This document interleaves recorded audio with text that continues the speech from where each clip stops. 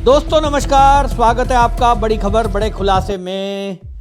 आपको ये बड़ी खबर बता रहा हूं कि शुभेंदु अधिकारी जो भारतीय जनता पार्टी के बंगाल के नेता हैं, उनके ऊपर जिस तरह से टीएमसी के गुंडों ने घेर कर हमला किया, इस मामले में अब अमित शाह एक्शन मोड में है। खबर ये आ रही है कि गृह मंत्रालय ने इस मामले की पूरी रिपोर्ट मांगी है और इस रिपोर्ट को शुभेंदु अधिकारी ने बाकायदा गृह मंत्रालय भेजा है और अब गृह मंत्रालय इस पर एक बड़ा एक्शन लेने की तैयारी में है। जैसा कि हमने आपको पहले भी बताया कि कई ऐसे मौके आए हैं जब भारतीय जनता पार्टी के नेताओं पर, कार्यकर्ताओं पर जानलेवा हमले हुए। कई नेताओं की, कई कार्यकर्ताओं की हत्या तक कर दी गई, घरों में आग लगा दी गई। चुनाव के पहले और चुनाव के बाद जिस तरह से हिंसा हुई है बंगाल में, ये किसी से छुपा नहीं है। भारतीय जनता पार्टी के कार्यकर्ता लगातार बंगाल में राष्ट्रपति शासन की मांग कर रहे हैं। तो अब सवाल उठ रहा है कि आखिरकार क्या राष्ट्रपति शासन लगाया जाएगा। इसमें एक नई अपडेट, नई खबर मैं आपको पहली बार दे रहा हूं। खबर मुझे जो सूत्रों के हवाले से लगी है कि बंगाल में राष्ट्रपति शासन लगाया गया तो पूरी सरकार गिर जाती है, यानी सभी मंत्रियों को भंग कर दिया जाता है और सीधा राज्यपाल के हाथ में अधिकार आ जाते हैं। लेकिन भारतीय जनता पार्टी की लीडरशिप का कहना यह है कि यदि ऐसा किया गया तो पूरी विपक्षी पार्टी भारतीय जनता पार्टी पर टूट पड़ेंगी। ममता बनर्जी इसको विक्टिम कार्ड की तरह लेंगी, क्योंकि हमने देखा है पिछली बार भी जब चुनाव था तो ममता बनर्जी ने मुद्दा बनाया था, टांग में चोट को लेकर जिस तरह मुद्दा बनाया, इस मामले में ममता बनर्जी मास्टर है।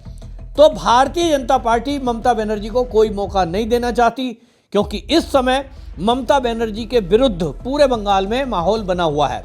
ऐसे में भारतीय जनता पार्टी नहीं चाहेगी कि उसको, ममता बनर्जी को कोई ऐसा मौका मिले जिससे उनको कोई सहानुभूति मिले। जीती हुई बाजी एक तरह से हारने का कोई मूड भारतीय जनता पार्टी का नहीं है, तो फिर हल क्या है। सूत्रों के हवाले से जो जानकारी मिली है कि इस समस्या का एक समाधान खोजा गया है और वो है धारा 355।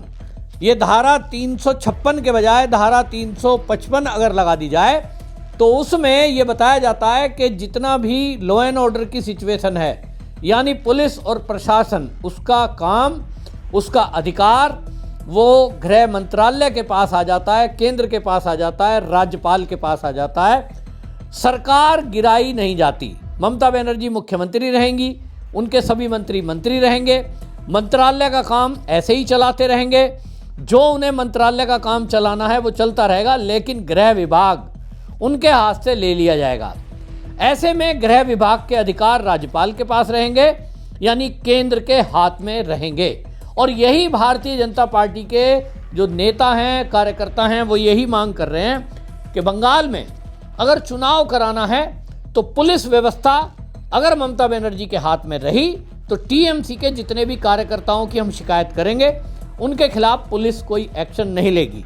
शुभेंदु अधिकारी पे जब हमला हुआ, इस मामले में भी हमने देखा कि शुभेंदु अधिकारी खुद थाने में गए थे, धरना दिया वहां पर, लेकिन पुलिस वालों के कान पे जू नहीं रहेंगी, क्योंकि मामला टीएमसी से जुड़ा हुआ था।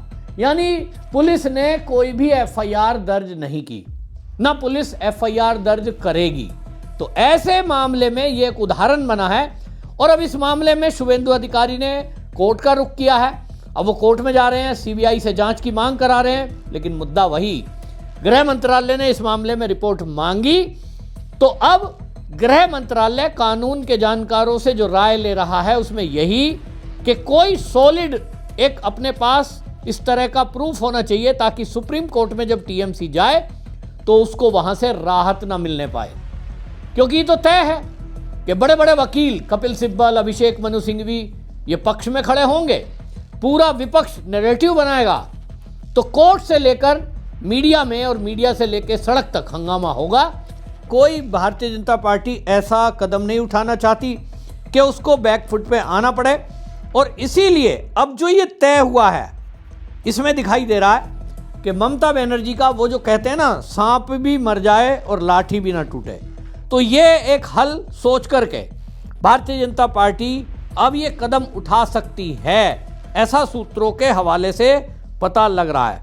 तो अगर ऐसा होता है तो देखिए, एक बात तो पक्का है कि इसमें जो है सरकार भी नहीं गिरेगी। ममता बनर्जी को इसमें जो है ये कहने का मौका भी नहीं मिलेगा कि चुनी हुई सरकार गिरा दी, बीजेपी डर गई।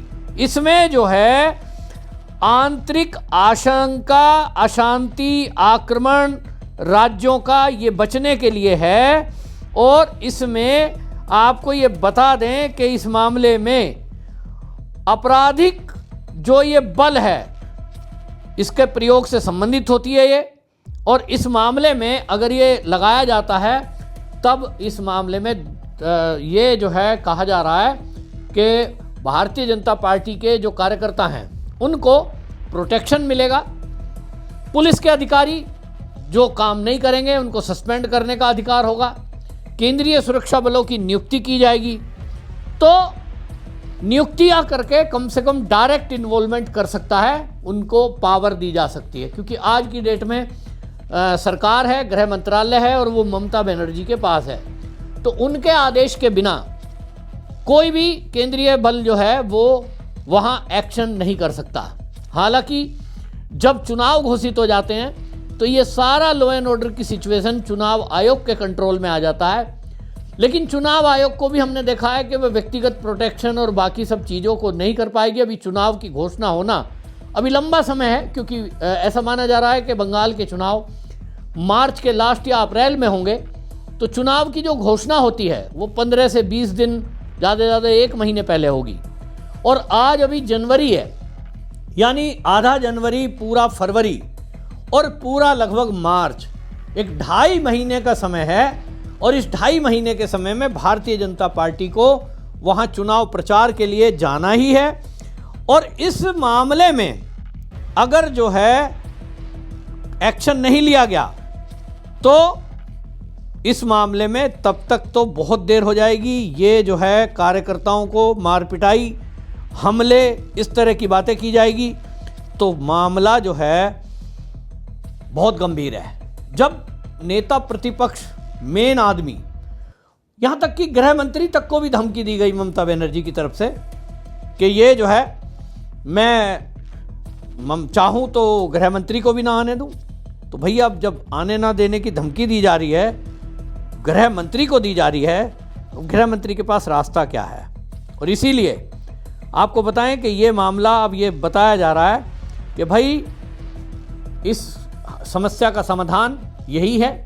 और अब ये शुभेंदु अधिकारी का एक उदाहरण, बाकी अन्य कार्यकर्ताओं पे उदाहरण। और इसमें एक और बात बीच में से आ रही है कि जो BLO काम कर रहे हैं उनकी भी एक रिपोर्ट आई है। और उस रिपोर्ट में भारतीय जनता पार्टी के कार्यकर्ताओं ने ये बताया है कि यहाँ जो है क्या हो रहा है कि जो फॉर्म 7 भर के भारतीय जनता पार्टी दे रही है, कई कार्यकर्ताओं के नाम जो काटे जाने की खबर आ रही है। ममता बनर्जी कहती है कि एक भी नाम कटने नहीं देंगे, ये शुरू से बोलती आई है। भारतीय जनता पार्टी का आरोप है कि हम फॉर्म 7 लगाकर जानकारी दे रहे हैं कि फर्जी नाम जुड़े हुए हैं, इनको काटिए, और वो काटने नहीं दे रही है। यानी अपनी बात पर अड़िग है। और घुसपैठियों के, बांग्लादेशी घुसपैठियों के जो नाम कटवाने के लिए भारतीय जनता पार्टी SIR करवाना चाहती थी, ऐसे बहुत सारे नाम हैं जो उसमें फर्जी तरीके से जोड़े गए हैं। ये बीजेपी का आरोप है। यानी जो SIR की प्रक्रिया हुई है वो भी पूरी ईमानदारी से नहीं की गई है। BLO दबाव में काम कर रहे हैं, पूरी बेईमानी चल रही है। और ऐसे में चुनाव का कोई मतलब नहीं है कि जब वोटर लिस्ट ही ठीक नहीं हुई, शुद्धि का काम चला और शुद्धि ही नहीं हो पाई, तो आप सोचिए ऐसे में चुनाव कराने का मतलब क्या है। और इसीलिए भारतीय जनता पार्टी का एक एक कार्यकर्ता ये कह रहा है कि जब तक वहाँ ममता बनर्जी सत्ता में बैठी है, जब तक पावर उनके पास है, लॉ एंड ऑर्डर उनके हाथ में है, प्रशासन की कमान उनके हाथ में है, ना तो SIR ठीक से हो पाएगी, ना ही वोटर लिस्ट ठीक हो पाएगी, और चुनाव की तो भूल ही जाओ कि बिना हिंसा के चुनाव हो पाएगा। तो ये एक बड़ी अपडेट है। और इस बड़ी अपडेट के बाद अब देखते हैं क्या कदम उठाया जाता है। लेकिन मामला गंभीर हो चुका है और गृह मंत्रालय अब इस मामले में शीघ्र ही कोई बड़ा एक्शन लेगा, जो कि मैंने आपको बताया धारा 356 के बजाय 355 का इस्तेमाल गृह मंत्री अमित शाह कर सकते हैं। वंदे मातरम।